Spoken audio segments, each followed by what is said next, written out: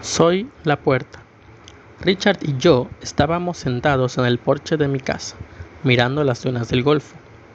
El humo de su cigarro se enroscaba mansamente en el aire, alejando a los mosquitos.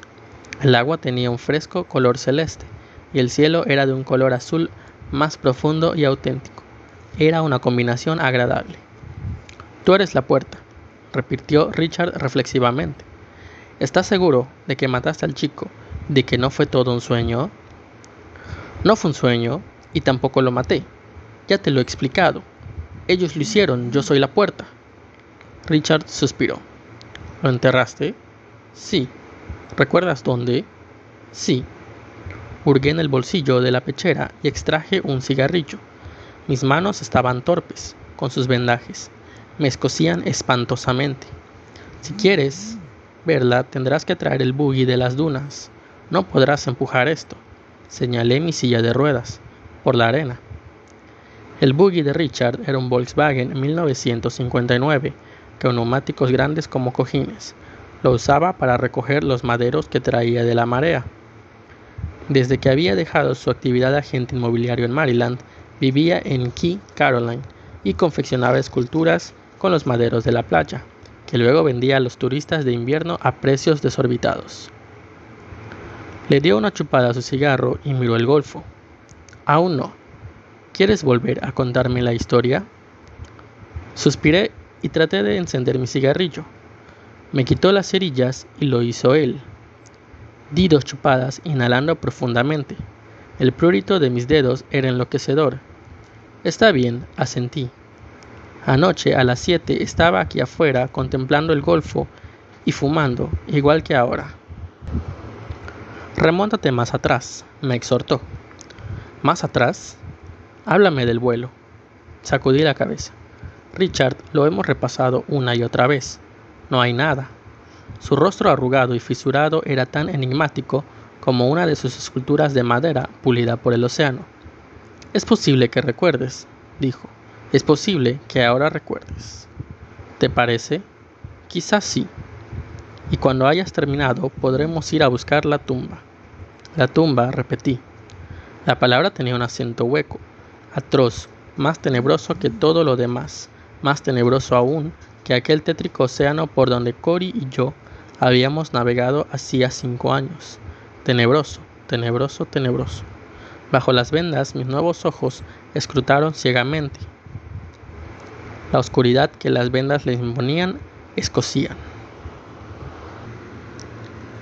Cory y yo entramos en la órbita impulsados por el Saturno 16, aquel que los comentaristas denominaban el cohete Empire State Building. Era una mole, sí señor, comparado con él, el viejo Saturno 1B parecía un juguete, y para evitar que arrastrase consigo la mitad de Cabo Kennedy, había que lanzarlo desde un silo de 70 metros de profundidad. Sobrevolamos la Tierra, verificando todos nuestros sistemas, y después nos disparamos rumbo a Venus. El Senado quedó atrás, debatiendo un proyecto de ley sobre nuevos presupuestos para la exploración del espacio profundo. Mientras la camarilla de la NASA rogaba que descubriéramos algo, cualquier cosa. No importa qué, solía decir Don Lovinger, el niño prodigio del proyecto Zeus, cada vez que tomaba unas copas de más. Tenéis todos los artefactos, más 5 cámaras de TV reacondicionadas y un primoroso telescopio con 1 trillón de lentes y filtros. Encontrad oro o platino, mejor aún, encontrad a unos bonitos y estúpidos hombrecillos azules, para que podamos estudiarlos y exportarlos, y sentirnos superiores a ellos. Cualquier cosa, para empezar nos conformaríamos con el fantasma de Blancanieves. Cory y yo estábamos ansiosos por complacerle a poco que fuera posible. El programa de exploración del espacio profundo había sido siempre un fracaso. Desde Borman, Anders y Lovell, que habían entrado en una órbita alrededor de la Luna en 1968, y habían encontrado un mundo vacío, hostil, semejante a una playa sucia, hasta que Markham y Jax se posaron en Marte 15 años más tarde, encontraron un páramo de arena helada y unos pocos líquenes maltrechos, El programa había sido un fiasco costoso, y había habido bajas. Pedersen y Lederer, que girarían eternamente alrededor del Sol, porque todo había fallado en el penúltimo vuelo Apolo. John Davis, cuyo pequeño observatorio en órbita había sido perforado por un meteorito, a pesar de que solo existía una posibilidad entre 1000 de que se produjera semejante accidente. No, el programa espacial no prosperaba. Tal como estaban las cosas, el vuelo orbital alrededor de Venus sería nuestra última oportunidad de cantar victoria. Fue un viaje de 16 días. Comimos un montón de concentrados, jugamos muchas partidas de naipes y nos contagiamos mutuamente un resfriado. Y desde el punto de vista técnico, fue un paseo. Al tercer día, perdimos un transformador de humedad atmosférica. Recurrimos al dispositivo auxiliar y eso fue todo. Con excepción de algunas nimiedades, hasta el regreso, vimos cómo Venus crecía y pasaba del tamaño de una estrella al de una moneda de 25 céntimos, y luego al de una bola de cristal lechoso. Intercambiamos chistes con el control de Huntsville, escuchamos cintas magnetofónicas de Wagner y los Beatles, vigilamos los dispositivos automáticos que lo abarcaban todo, desde las mediciones del viento solar hasta la navegación del espacio profundo. Practicamos 2 correcciones de rumbo a mitad de trayecto, ambas infinitesimales, y después de 9 días de vuelo, Cory salió de la nave y martilló la AEP retráctil hasta que ésta se decidió a funcionar. No pasó nada raro hasta que... «La AEP», me interrumpió Richard. «¿Qué es eso?» «Un experimento frustrado, la jerga de la NASA para designar la antena de espacio profundo. Irradiábamos ondas pi en alta frecuencia para cualquiera que se dignara escucharnos. Me froté los dedos contra los pantalones, pero fue inútil. En todo caso, empeoró el prurito. El mismo principio del radiotelescopio de West Virginia. Tú sabes, el que se escucha a las estrellas. Solo que en lugar de escuchar transmitíamos, sobre todo a los planetas del espacio profundo. Júpiter, Saturno, Urano. Si hay vida inteligente en ellos, en ese momento se estaba echando una siesta. ¿El único que salió fue Cory?» «Sí, y se introdujo una peste interestelar. La telemetría no lo detectó». «Igualmente, no importa», proseguí irritado. «Solo interesa el aquí y el ahora. Anoche ellos asesinaron a ese chico, Richard. No fue agradable verlo, ni de sentirlo. Su cabeza estalló, como si alguien le hubiera ahuecado los sesos y le hubiera introducido una granada de mano en el cráneo». «Termina el relato», dijo Richard. Lancé una risa hueca. «¿Qué quieres que te cuente?» Entramos en una órbita excéntrica alrededor del planeta, una órbita radical, declinante de 90%, 15 kilómetros. En la segunda pasada nuestro apogeo estuvo más alto y el perigeo más bajo. Disponíamos de un máximo de 4 órbitas. Recurrimos las 4, le echamos una buena mirada al planeta. Más de 600 fotos y Dios sabe cuántos metros de película. La capa de nubes está formada en partes iguales por metano, amoníaco, polvo y mierda voladora. Todo el planeta se parece al Gran Cañón en un túnel de viento. Cory calculó que el viento soplaba a unos 900 km por hora cerca de la superficie. Nuestra sonda transmitió durante todo el descenso y después se apagó con un gemido. No vimos vegetación ni rastros de vida. El espectroscopio solo detectó vestigios de minerales valiosos, y eso era Venus. Nada de nada. Con una sola salvedad, me asustó. Era como girar alrededor de una casa embrujada en medio del espacio. Sé que esta no es una definición muy científica, pero viví sobrecogido por el miedo, hasta que nos alejamos de allí. Creo que si nos hubieran parado los cohetes, me habrían degollado en medio de la caída. No es como la luna. La luna es desolada, pero relativamente antiséptica. El mundo que vimos era totalmente distinto de cuando se habían visto antes. Quizás sea una suerte que esté cubierto por el manto de nubes. Parecía una calavera descarnada. Esta es la única analogía que se me ocurre. Durante el vuelo de regreso nos enteramos de que el Senado había resuelto de reducir a la mitad del presupuesto para la exploración espacial. Cory dijo algo así como: «Parece que volvemos a la época de los satélites meteorológicos, Artie». Pero yo estaba casi contento. Quizás el espacio no es un buen lugar para nosotros. 12 días más tarde, Cory estaba muerto, y yo había quedado lisiado para toda la vida. Todas las desgracias nos ocurrieron durante el descenso. Falló el paracaídas. ¿Qué te parece esta ironía? Habíamos pasado más de un mes en el espacio. Habíamos llegado más lejos que cualquier otro ser humano. Y todo terminó mal, porque un tipo con prisa por tomarse un descanso dejó que se enredaran unos cordeles. La caída fue violenta. Un tripulante de uno de los helicópteros dijo que nos precipitamos del cielo como un bebé gigantesco, con la placenta flameando atrás. Cuando nos estrellamos, me desvanecí. Recuperé el conocimiento mientras me transportaban por la cubierta de Portland. Ni siquiera habían tenido tiempo de enrollar la alfombra roja que teóricamente deberíamos haber recorrido. Yo sangraba y me llevaban a la enfermería sobre una alfombra roja que no estaba ni remotamente tan roja como yo. Pasé años en el hospital de Bethesda. Me dieron la medalla de honor y una fortuna. Y esta silla de ruedas. Al año siguiente vine aquí. Me gusta ver cómo despegan los cohetes. Lo sé. Richard hizo una pausa. Muéstrame las manos. No. La respuesta fue inmediata y vehemente. No puedo permitir que ellos vean. Te lo he advertido. Han pasado 5 años, dijo Richard. ¿Por qué ahora, Arthur? ¿Me lo puedes explicar? No lo sé. Quizás eso sea lo que fuere, tiene un largo periodo de gestación. ¿Y quién puede asegurar, además, de que me contaminen el espacio?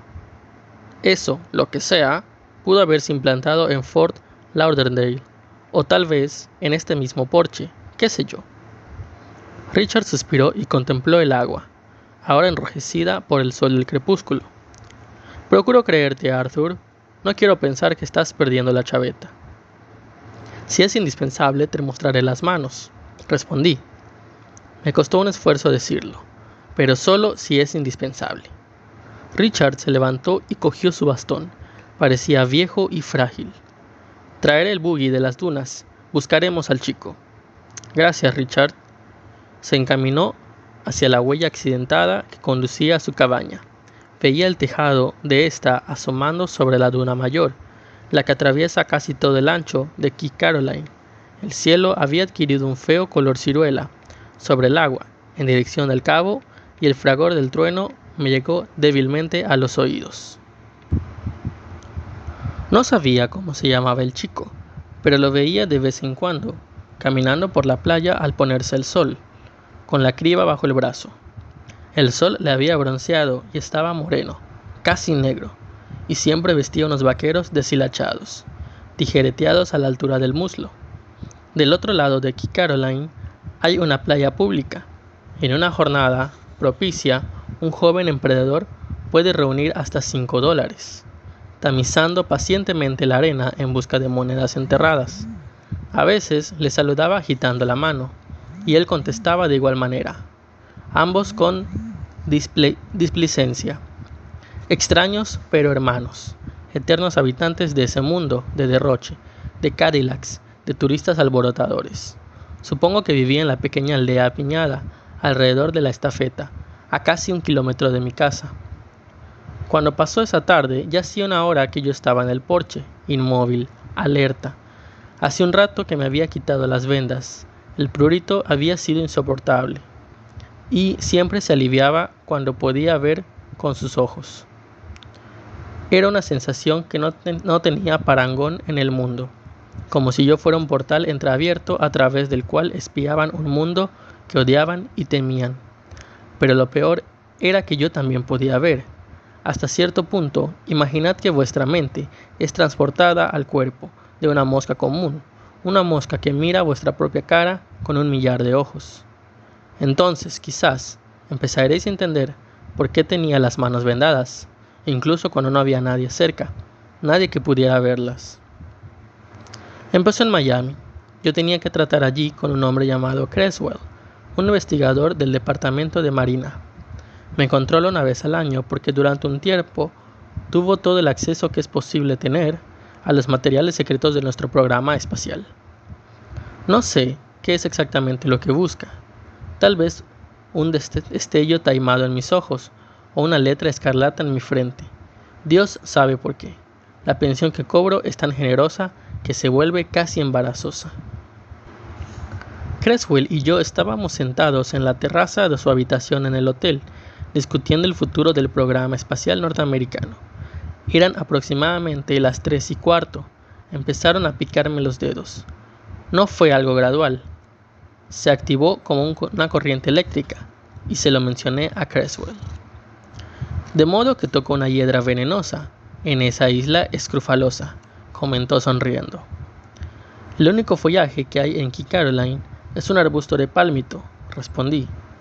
Quizás es la comezón del 7º año. Me miré las manos absolutamente vulgares, pero me picaban. Más tarde, firmé el mismo viejo documento que siempre. Juro solemnemente que no he recibido ni revelado ni divulgado ninguna información susceptible de... Y volví a Key Caroline. Tengo un antiguo Ford, equipado con freno y acelerador de mano. Lo adoro, me hace sentirme autosuficiente.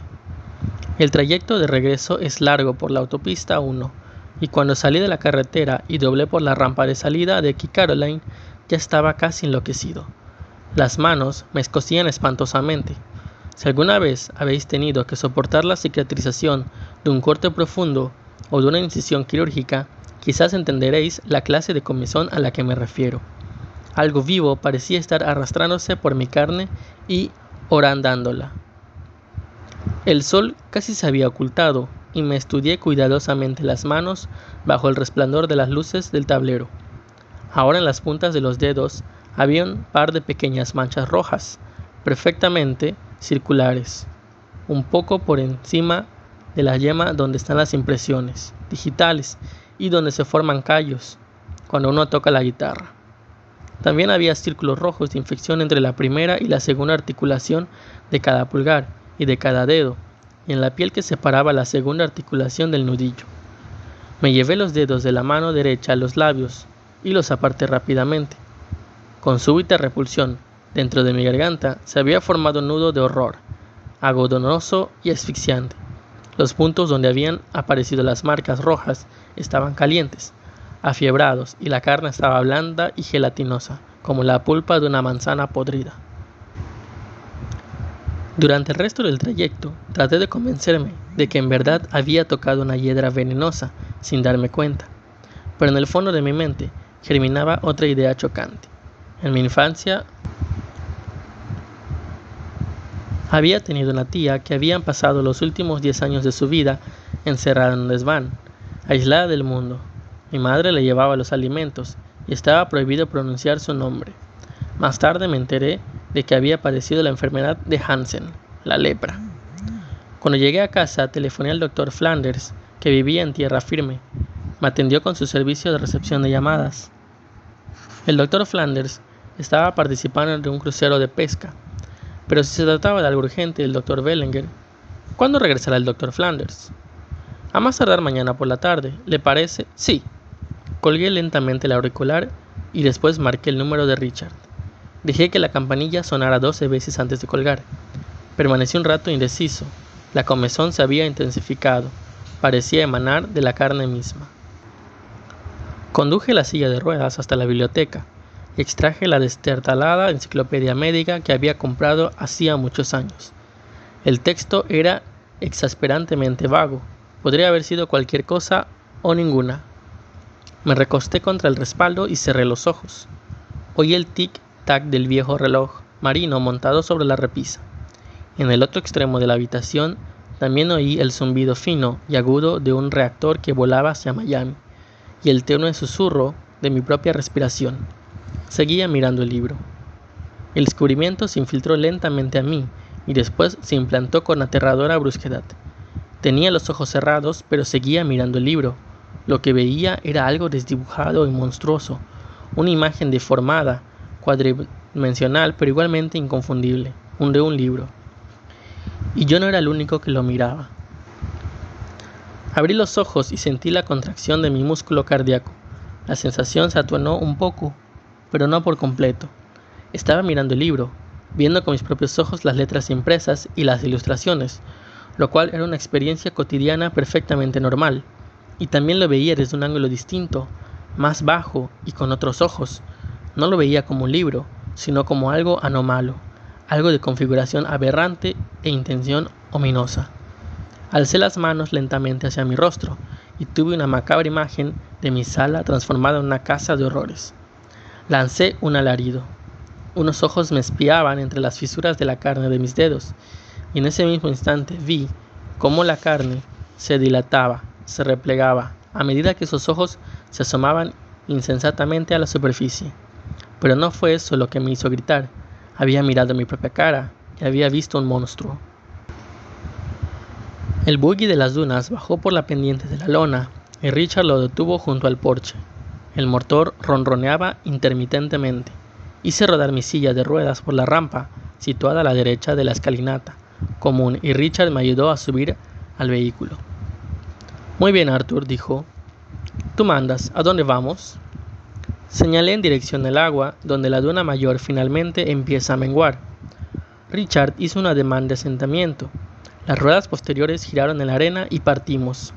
Yo solía burlarme de Richard por su manera de conducir, pero esa noche no lo hice. Tenía demasiadas cosas en las cuales pensar, y demasiadas cosas para sentir. Ellos estaban disgustados con la oscuridad, y me daba cuenta que hacían esfuerzos por espiar entre las vendas, exigiéndome que se las quitara.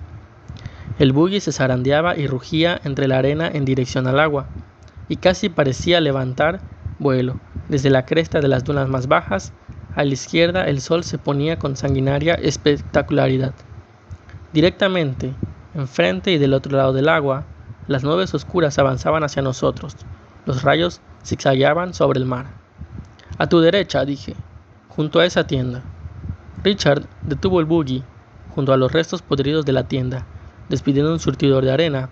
Metió la mano en la parte posterior y extrajo una pala. Respingué cuando la vi. ¿Dónde?, preguntó Richard inexpresivamente. Allí, respondí señalando. Se apeó y se adelantó despacio por la arena. Vaciló un segundo y después clavó la pala en el suelo. Me pareció que excavaba durante un largo rato. La arena que desprendía por encima del hombro tenía un aspecto húmedo. Las nubes eran más negras y estaban más altas, y el agua parecía furiosa e implacable bajo su sombra, y en el reflejo rutilante del crepúsculo. Mucho antes de que dejara de excavar me di cuenta de que no encontraba al chico. Lo habían cambiado de lugar. La noche anterior no me había vendado las manos, de modo que habían podido ver y actuar. Si habían conseguido servirse de mí para matar al chico, también podían haberlo hecho para trasladarlo, incluso mientras dormía. No hay nada aquí, Arthur. Arrojó la pala sucia en la parte posterior del buggy y se dejó caer, cansado en el asiento. La tormenta en ciernes proyectaba sombras movedizas semicirculares sobre la playa. La brisa cada vez más fuerte hacía repicar la arena contra la carrocería herrumbrada del vehículo. Me picaban los dedos. Me usaran para transportarlo, dije con voz opaca. Están asumiendo el control, Richard. Están forzando su puerta para abrirla. Poco a poco, 100 veces por día, me descubro en pie delante de un objeto que conozco como una espátula, un cuadro o una lata de guisantes, sin saber cómo he llegado ahí, y tengo las manos alzadas, mostrándoselo, viendo cómo lo ven ellos, como algo obsceno, como algo contorsionado y grotesco. Arthur, murmuró. No, Arthur, eso no. Bajo la luz menguante, su rostro tenía una expresión compunida. Has dicho que estabas en pie delante de algo. Has dicho que transportaste el cuerpo del chico, pero tú no puedes caminar, Arthur. Estás muerto de la cintura para abajo. Toqué el tablero de instrumentos del buggy de las dunas. Esto también está muerto, pero cuando lo montas puedes hacerlo marchar. Podrías hacerlo matar. No podría detenerse aunque quisiera. Oí que mi voz aumentaba de volumen histéricamente. ¿Acaso no lo entiendes? Que yo soy la puerta. Ellos mataron al chico, Richard. Ellos transportaron el cuerpo. Creo que será mejor que consultes a un médico, dijo con tono tranquilo. Volvamos. Investiga Pregunta por el chico entonces, averigua. Dijiste que ni siquiera sabes cómo se llama. Debía de vivir en la aldea, es un pueblo pequeño. Pregunta. Cuando fui a buscar el buggy, telefoné a Maud Harrington. No conozco a una persona más chismosa que ella, en todo el estado. Le pregunté si había oído el rumor de un chico que no había vuelto anoche a su casa. Contestó que no. Pero tenía que vivir en esa zona, tenía que vivir aquí. Arthur se dispuso a hacer girar la llave del encendido, pero le detuve. Se volvió a mirarme y yo empecé a quitarme las vendas de las manos. El trueno murmuraba y gruñía desde el golfo. No había consultado al médico ni había vuelto a llamar a Richard. Pasé 3 meses con las manos vendadas cada vez que salía. 3 semanas con la ciega esperanza de que desaparecieran. No era un comportamiento racional, lo confieso. Si yo hubiera sido un hombre sano, que no necesitaba una silla de ruedas para sustituir sus piernas, o que había vivido una vida normal consagrándose a una ocupación normal, quizás habría recurrido al Dr. Flanders o a Richard. Aún en mis condiciones podría haberlo hecho si no hubiera sido por el recuerdo de mi tía, aislada, virtualmente convertida en una prisionera, devorada en vida por su propia carne enferma, de modo que me guardé un silencio desesperado y le pedí al cielo que me permitiera descubrir, un día, al despertarme, que todo había sido una pesadilla. Y poco a poco lo sentí. A ellos, una inteligencia anónima. Nunca me pregunté qué aspecto tenían, ni de dónde provenían. Había sido inútil. Yo era su puerta y su ventana abierta sobre el mundo. Recibía suficiente información de ellos para sentir su revulsión y su horror, para saber que nuestro mundo era muy distinto del suyo. La información también me bastaba para sentir su odio ciego, pero igualmente seguían espiando. Su carne estaba implantada en la mía. Empecé a darme cuenta de que me usaban, de que en verdad me manipulaban. Cuando pasó el chico, alzando la mano para saludarme con la displencia de siempre, yo ya casi había resuelto llamar a Creswell a su número del departamento de la Marina. Había algo cierto en la teoría de Richard. Estaba seguro de lo que se había apoderado de mí, me había atacado en el espacio profundo o en esta extraña órbita alrededor de Venus. La Marina me estudiaría, pero no me convertiría en un monstruo de feria. No tendría que volver a ahogar un grito cuando me despertaba en la oscuridad crujiente y lo sentía vigilar, vigilar, vigilar. Mis manos se estiraron hacia el chico. Me di cuenta de que no las había vendado. Vi los ojos que miraban el silencio en la luz crepuscular. Eran grandes, dilatados de iris dorados. Una vez había pinchado a uno con la punta de un lápiz y había sentido un dolor insoportable. Me recorría el brazo. El ojo pareció fulminarme con un odio impotente que fue peor que el dolor físico. No volví a pincharlo. Y ahora estaban mirando al chico.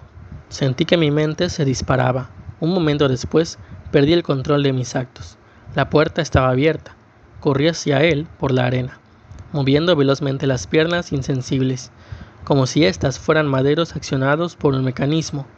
Mis propios ojos parecieron cerrarse y solo vi con aquellos ojos extraterrestres. Vi un monstruoso paisaje marino de alabastro rematado por un cielo semejante a una gran franja purpúrea. Y vi una cabaña ladeada y corroída que podría haber sido la carroña de una desconocida bestia carnívora. Y vi un ser abominable que se movía y respiraba y llevaba debajo del brazo un artefacto de madera y alambre, un artefacto compuesto por ángulos rectos geométricamente imposibles. Me pregunto qué pensó él, ese pobre chico anónimo, con la criba bajo el brazo y los bolsillos hinchados por una insólita multitud de monedas arenosas perdidas por los turistas. ¿Qué pensó él cuando me vio correr hacia él, como un director ciego, tendiendo las manos sobre una orquesta lunática? ¿Qué pensó él cuando los rayos postreros del sol cayeron sobre mis manos, rojas y fisuradas y fulgurantes con su carga de ojos? ¿Qué pensó cuando las manos batieron súbitamente el aire, un momento antes de que estallaran su cabeza? Sé que fue lo que pensó. Pensó que había atisbado por encima del borde del universo y había visto ni más ni menos que los fuegos del infierno. El viento tironeó de las vendas y las transformó en pequeños gallardetes, flameantes a medida que la desollaba. Las nubes habían ocultado los vestigios rojos del crepúsculo, y las dunas estaban oscuras y cubiertas de sombras. Las nubes desfilaban y bullían sobre nuestras cabezas. Debes hacerme una promesa, Richard, dije, levantando la voz por encima del viento cada vez más fuerte. Si tienes la impresión de que intento hacerte daño, corre, ¿me entiendes? Sí. El viento agitaba y ondulaba su camisa de cuello abierto. Su rostro permanecía impasible, con los ojos reducidos a poco más que 2 cavidades en la prematura oscuridad. Cayeron las últimas vendas. Yo miré a Richard y ellos miraron a Richard. Yo vi una cara que conocía desde hacía 5 años y que había aprendido a querer. Ellos vieron un monolito viviente, deforme. ¿Los ves?, dije roncamente. Ahora los ves. Se apartó involuntariamente. Sus facciones parecieron dominadas por un súbito pavor incrédulo. Un rayo hendió el cielo, los truenos rodaban sobre las nubes, y el agua se había ennegrecido como la del río Estigia. ¡Arthur! ¡Qué inmundo era! ¿Cómo podía haber vivido cerca de él? ¿Cómo podía haberle hablado? No era un ser humano, sino una pestilencia muda. Era... ¡Corre, Richard, corre! Y corrió. Corrió con grandes zancadas. Se convirtió en un patíbulo recortado contra el cielo impotente. Mis manos se alzaron sobre mi cabeza con un ademán aullante, aleteante, con los dedos estirados hacia él, el único elemento familiar de ese mundo de pesadillas estirado hacia la nube. Y las nubes respondieron. Brotó un rayo colosal, blanco, azulado, que pareció marcar el fin del mundo. Alcanzó a Richard, lo envolvió. Lo último que recuerdo es la fetidez eléctrica del ozono y la carne quemada. Me desperté en mi porche, plácidamente sentado, mirando hacia la duna mayor. La tormenta había pasado y la atmósfera estaba agradablemente fresca. Se veía una tajada de luna. La arena estaba virgen, sin rastros del buggy de Richard. Me miré las manos. Los ojos estaban abiertos, pero vidriosos. Se hallaban extenuados, dormitaban. Sabía bien que era lo que debía hacer. Tenía que echar llave a la puerta antes de que pudieran terminar de abrirla. Tenía que clausurarla definitivamente. Ya empezaba a observar los primeros signos de un cambio estructural en las mismas manos.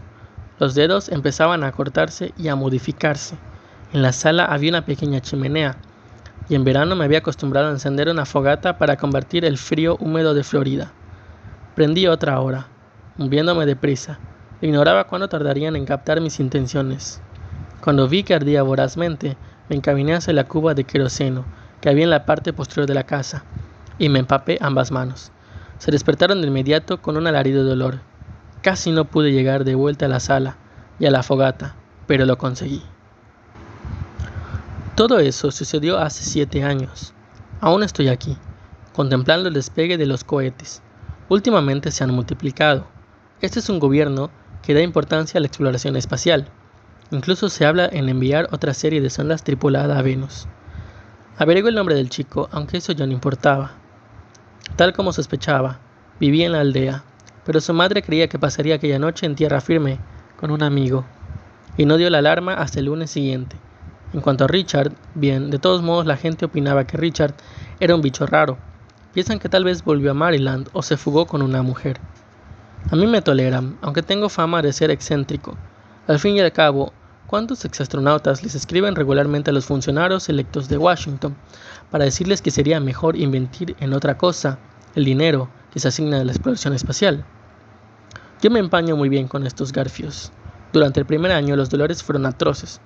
Por el cuerpo humano se acostumbra a casi todo. Me puedo afeitar e incluso me ato los cordones de los zapatos. Y como veis, escribo bien a máquina. Creo que no tendré problemas para meterme la escopeta en la boca, ni para apretar el gatillo. Veréis, esto empezó hace 3 semanas. Tengo sobre el pecho un círculo perfecto de 12 ojos dorados.